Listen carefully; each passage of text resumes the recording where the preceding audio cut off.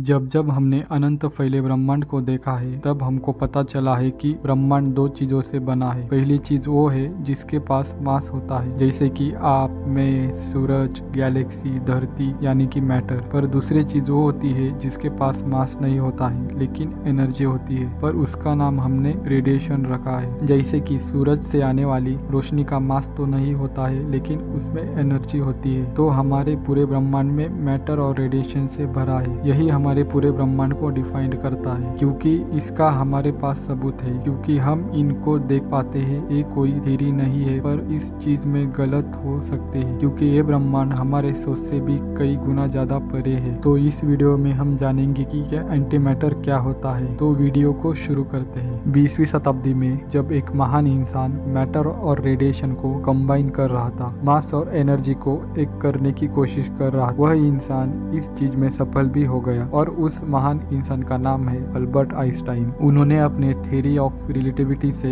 Energy और मास को combine कर दिया, पर पीछे से दूसरी कम्युनिटी भी आ रही थी। एक तरफ आइंस्टाइन क्लासिक फिजिक्स को बेहतर बना रहे थे, बड़ी बड़ी बॉडी हेवीली नेचर को समझा रहे थे, ग्रेविटी के बारे में बात कर रहे थे, तो वही दूसरी और एक और कम्युनिटी आ रही थी जो कि क्वांटम लेवल पर समझाने की कोशिश कर रही थी। एटम के बारे में बता रहे थे, एटम के बिहेवियर के बारे में बता रहे थे। इसमें शामिल थे नील बोर जो कि सब एटॉमिक पार्टिकल को कॉन्टेस्ट फॉर्म में बता रहे थे। तो ये दोनों क्लासिकल फिजिक्स और क्वांटम मैकेनिक्स अपनी अपनी जगह चीजों को अच्छे से समझा रहे थे। पर फिर इस बीच एक साइंटिस्ट पॉल डिरैक 1928 में आए, पर उन्होंने बड़े आराम से चुपचाप एक थ्योरी सजेस्ट कर दी कि इस दुनिया में हर चीज का ऑपोजिट होता है। उन्होंने इसे मैथमेटिकली इक्वेशन से समझाया। मान लीजिए x² = 4, इसे सॉल्व करने पर x के दो वैल्यू मिलेगी। पहली वैल्यू x = 2 और x =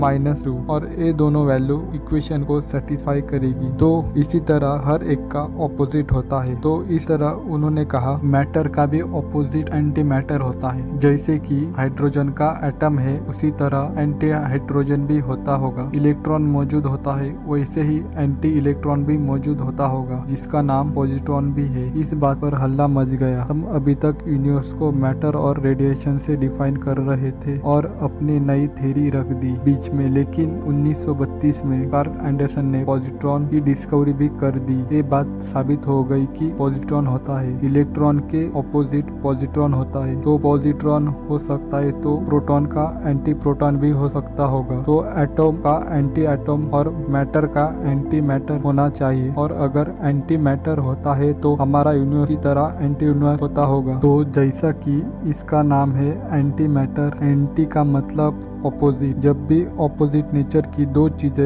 एक दूसरे के नजदीक आती है तो वो क्या करती है, वो आपस में लड़ाई करती है, वो आपस में इंटरैक्ट करती है। और जब भी मैटर और एंटी मैटर एक दूसरे के सामने आएंगे तो वो आपस में इंटरैक्ट करेंगे, उनके बीच लड़ाई होगी, एक दूसरे को खाने की कोशिश करेंगे, और इस चीज को बोलते हैं अनाइलेशन। जब भी इलेक्ट्रॉन पॉजिट्रॉन आपस में आएंगे, एक दूसरे के सामने आएंगे, वो दोनों इंटरैक्ट करेंगे, और इस चीज में काफी एनर्जी रिलीज होती है गामा रेस के फॉर्म में। इस पूरी प्रोसेस को अनाइलेशन कहते हैं। अनाइलेशन का मतलब विनाश होता है। तो इसे ये बात साफ हो जाती है कि मैटर और एंटी मैटर कभी भी एक संग नहीं रह सकते। जब भी ऐसा होगा तो अनाइलेशन प्रोसेस हो जाएगी, जिसमें हमको काफी ज्यादा अमाउंट में एनर्जी देखने को मिलेगी गामा रेस के फॉर्म में। पर आखिर ये एंटी मैटर मिलेगा कहाँ पर? हम यूनिवर्स को देखते हैं तो हमको एंटी मैटर नजर नहीं आता। इसका जवाब ढूंढने के लिए उस समय चलते हैं जब हमारा यूनिवर्स बना था। हम बात कर रहे हैं बिग बैंग की, जिसमें महाविस्फोट हुआ, और इस बिग बैंग के पहले सेकंड में छोटे हिस्से में छोटे छोटे पार्टिकल बनने लगे, जैसे कि कॉर्क, क्रिप्टॉन, और उनके साथ opposite anti cork, anti krypton भी बने। इलेक्ट्रॉन का ऑपोजिट पॉजिट्रॉन होता है, जैसे ही कॉर्क का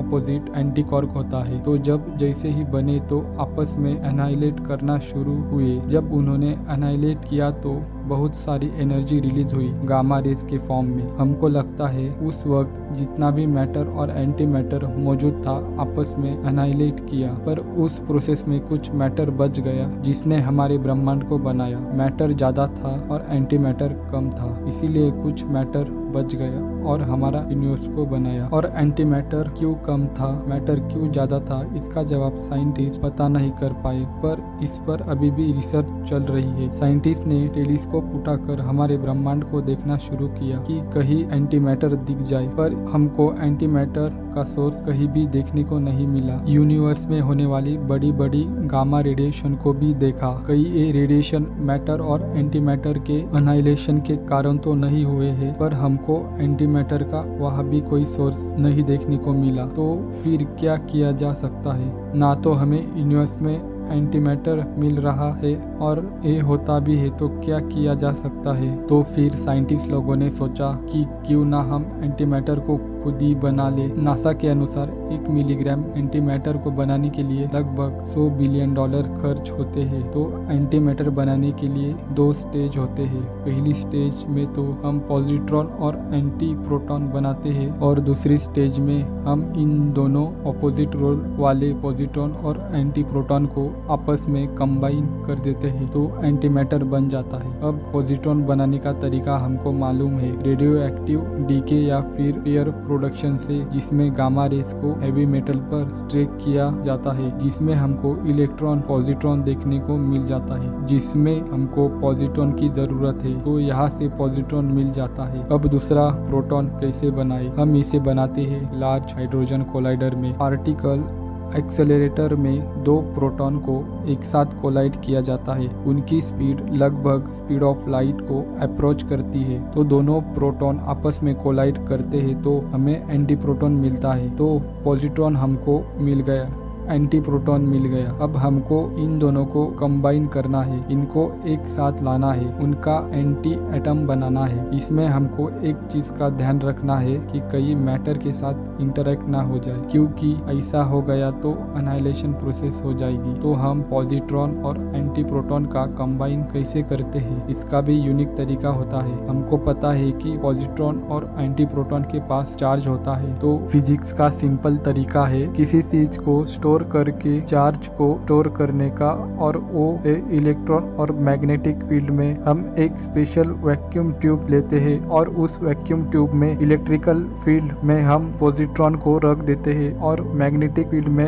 एंटी प्रोटॉन को रखते हैं। अब हम एक इलेक्ट्रिक और मैग्नेटिक वैल्यू को कम ज्यादा कर पॉजिट्रॉन और एंटी प्रोटॉन को पास ले जाते हैं और उसे एंटी मैटर बनता है, एंटी हाइड्रोजन एटम बनता है, और इस एंटी हाइड्रोजन एटम को हम एक फिक्स जगह रखते हैं। हम इलेक्ट्रिक और मैग्नेटिक फील्ड में एक जगह फिक्स रखना पड़ता है, क्योंकि मैटर के साथ इंटरैक्ट करेगा तो एनाइलेशन होगा, एनर्जी प्रोड्यूस होगी। जब हम एंटी मैटर बनाते हैं, कुछ एंटी मैटर के एटम मैटर के साथ इंटरैक्ट कर जाते हैं, एनर्जी प्रोड्यूस हो जाती है, पर हमको पता लग जाता है कि वाकई में एंटी मैटर है, तो हम एंटी मैटर को इलेक्ट्रिक और मैग्नेटिक फील्ड में स्टोर करते हैं। हम लोगों ने अभी तक 300 हाइड्रोजन एटम बना चुके हैं और इनको लगभग 16 मिनट तक स्टोर किया है, और अब कहेंगे कि बस 16 मिनट तो बहुत कम है, लेकिन क्वांटम लेवल पर 16 मिनट काफी ज्यादा होते हैं। तो साइंटिस्ट लोग इस पर स्टडी कर रहे हैं, एंटी मैटर के स्पेक्ट्रम को देख रहे हैं। एंटी हाइड्रोजन और हाइड्रोजन का स्पेक्ट्रम सेम है, इस पर काफी स्टडी चल रही है। फ्यूचर में हो सकता है कि हम एंटी मैटर को